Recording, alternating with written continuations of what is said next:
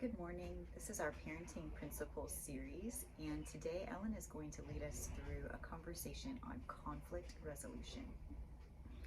Yes, conflict. Unavoidable. It happens all the time. Starts early with our kids. You'll see toddlers taking toys away from each other and arguing and fighting. I know that sibling rivalry is an issue in many homes. Husbands and wives, we have differences. We see things differently, so there's often conflict with us.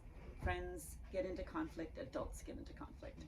It seems to be unavoidable, and yet to address conflict is also uncomfortable. I think we worry maybe about a loss of relationship or what the other person might be thinking, or that they might even take revenge. But whatever it is, I really do believe that addressing conflict is the loving thing to do, and it's the path to building really closer connected relationships. I so agree with that, and I think about how the Bible says wounds from a friend can be trusted. I think that's part of what is happening when we think about the beauty of resolving conflict, and why that's even a loving thing to do. Because, like you said, I think we tend to think of conflict as being a negative thing. If I have a conflict with you, I don't want to put you through the discomfort of bringing it up. But even more than that, it's uncomfortable for me to think about you maybe being upset, or me not being able to anticipate what your emotional reaction would be. But really, if I take the step to do that anyway, what I'm saying is I love you enough, and I care about this relationship enough that I'm willing to put us both through discomfort in order to repair that thing with you. So basically, we're talking about it just being uncomfortable then. And I think there's a lot of responses people take. Some prefer to avoid conflict. But like you said, that does not really bring people closer together. In fact, I think it's often the walls that separate people. We simply avoid and go our own ways. And then there's conflict avoiders, and that is when we simply choose to overlook an offense. Sometimes that's wise. The Bible said it's to a man's glory to overlook an offense. And there are many times, particularly in families, that avoiding offenses is the wise thing to do. I think it goes to, I've been thinking a lot about conflict recently, and realizing that we tend to see it as a right to hold on to or hold on to offense, and really it's more of an obligation on how we're going to manage our lives when we are offended with people. So I think in families in particular, there are things we need to address, but there's many that we need to overlook. Do you agree? Yeah, for sure. I think if we were to address everything and not choose to overlook some things, we would be creating a culture of criticism in our homes. It would really not be a fun place to live. And so I think being thoughtful ahead of time about those things that are important to even having an idea ahead of time of what you maybe are wanting to grow in that child and during that season, having those kind of intentional thoughts and maybe even conversations with a spouse ahead of time will maybe help us to be a little more proactive in those situations rather than reactive. And what we don't want to do is nitpick every little thing. And we don't want to have this perfectionistic mindset that everything has to run perfectly and everyone has to act perfectly all the time. So we avoid, we also can be a peacekeeper versus a peacemaker. I tend to want to be more of a peacekeeper, where I might agree with people when I really don't, or I might say yes to something that I really shouldn't have, because I tend to want to please people. And that's a trap I've had to learn to really work at, and to, through kind of trial and error, figure out when I can be a peacekeeper, because it's smart at times, and when I need to actually be a peacemaker. Yes. And I think it's fun to see that one of the blessings in Jesus' Sermon on the Mount was, "Blessed are the peacemakers, for they shall be called the children of God." But to make peace requires addressing the conflict. keeping peace is simply being okay with what's going on, right? And I think the timing is so important. I know that if I have an issue with my husband, we're very different from each other. So at times we're going to have conflict, but I'm not going to approach him when he's tired or stressed. Same with my kids or my grandkids. If there's an issue going on when they're under stress or tired or hungry, it's just okay to wait. I think that timing is really important. Plus, if I'm upset, I need to first calm my emotions because my voice will not be gentle. I will not be reasoned. I might be more speaking out of anger, and nothing good ever comes out of that. So I think the importance of always being thoughtful about the timing, and also I'm working really hard at listening. If I'm in conflict with someone, I tend to want to get out my points. Don't we all? Yes.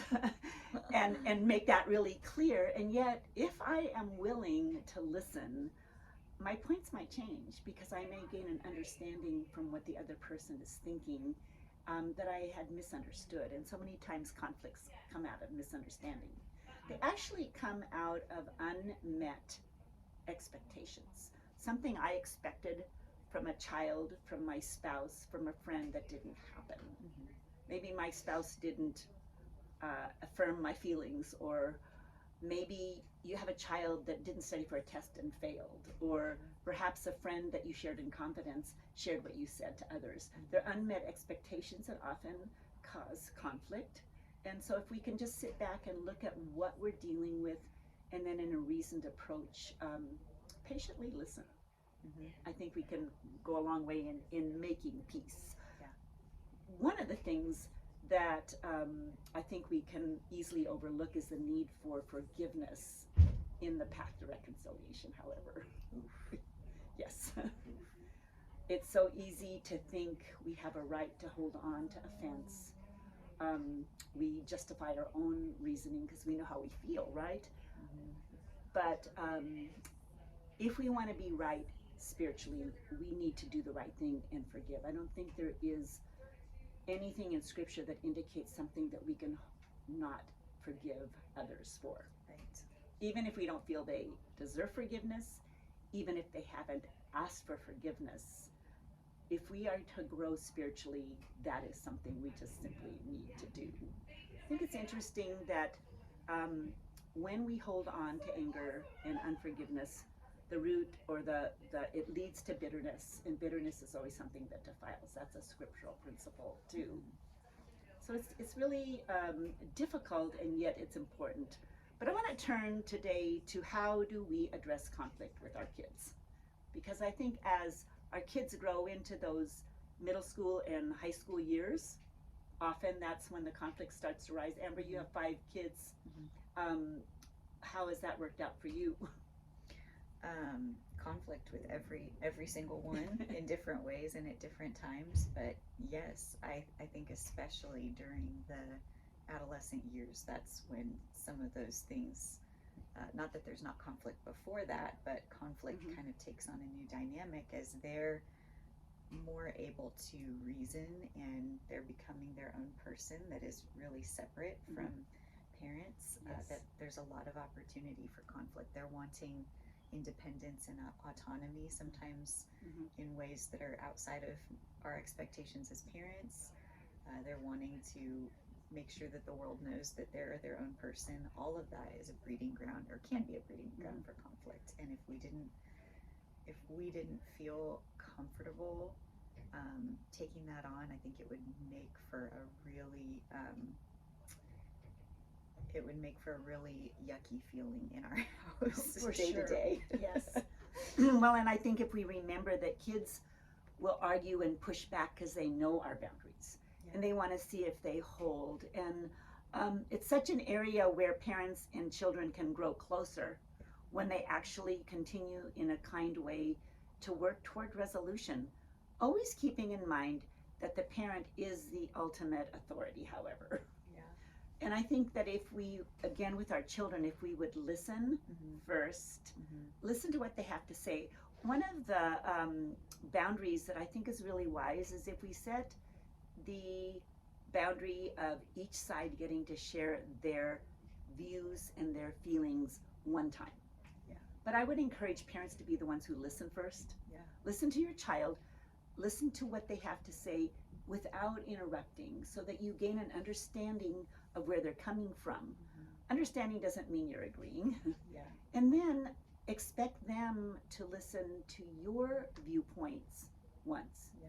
I think if we continue in this, I need to have the last word, the parent wants the last word, the child wants the last word, we wind up in this pestering, badgering cycle that wears everyone out. But setting the tone for listening, seeking to understand, sharing your opinion, I think that sets the groundwork for being able to come up with a decision. But ultimately, the decision has to rest with the parent. Yeah, you know what's interesting as you were saying all that, it occurred to me, and this is intentional, I just haven't thought about it in a while. When our kids were younger, right now our kids are 14 to 24, so teenager, young adult, not all of them are in the house, but when they were younger, we were more firm with boundaries. Yes. With not allowing those boundaries to be moved, because it was an important practice for our kids to learn that what mom and dad say they mean. But I find that now in the stage of parenting we're in with teenagers, we are always open to be reasoned with. It doesn't matter what the conversation is about, what the conflict is about. There's always an open door for them to come and say, hey, mom and dad, I would like you to reconsider this. Or even, mom and dad, I think you were wrong when you said this.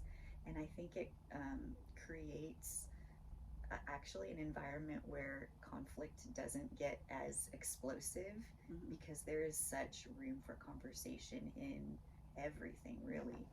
I love that.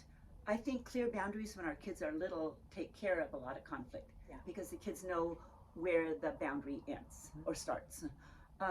And as they grow older, if those boundaries don't move, you're going to have conflict, because the aim is to grow kids who are able to manage their own life. So I love how you're doing that, because that is exactly the way to maintain peace and order in your home, and to kind of keep conflict at a minimum.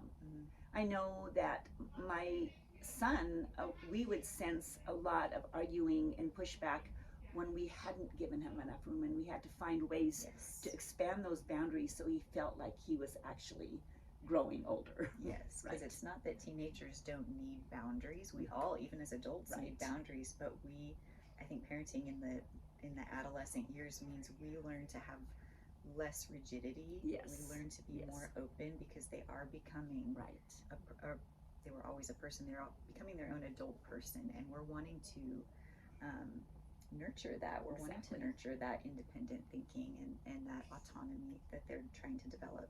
Well, and out of their independent thinking and arguing, they're forming their own identities and opinions. And we want kids who can stand up for themselves and to be able to advocate for themselves. And what a better place to practice than at home. It can be exhausting. Yes. So I just want to conclude today on how we can help our kids actually resolve their own conflict. Okay. Because that's such an important skill for us to not only model for our kids, because they can learn from how we address conflict, but also helping them have the tools in addressing conflicts with their peers. Because as they go older, they are going to have more conflict with friends as well. Sure, yeah. And I think the first thing to teach our kids is to help them learn how to stop when their emotions are flooding out and they're feeling frustrated. That they first stop, understand what they're feeling, but then not let their feelings control their actions. That their feelings do not have to dictate how they're going to respond, right? So that they're calm. And then the important piece that sometimes I think we miss doing is clarifying what we're frustrated over. What's caused the conflict, and what are our needs out of it? And again, in that point, it's being respectful and listening and not interrupting. But after both sides have expressed that, many times understanding grows, because if it's a misunderstanding, it's taken care of, or at that point, forgiveness can take place. All those things can happen. And then out of that, the groundwork is set for positive solutions, right? Mm-hmm. So it's again just a simple approach, and so important that we teach our kids how to manage conflict, because it is inevitable and it's going to happen, right? Yeah, and not to be afraid or avoidant of that with their friends. Exactly. Really giving them that lens that resolving conflict is something you do when you love someone. When a relationship is important, it is a loving thing to do. It is. And with that, we will end, and we hope you have a good day.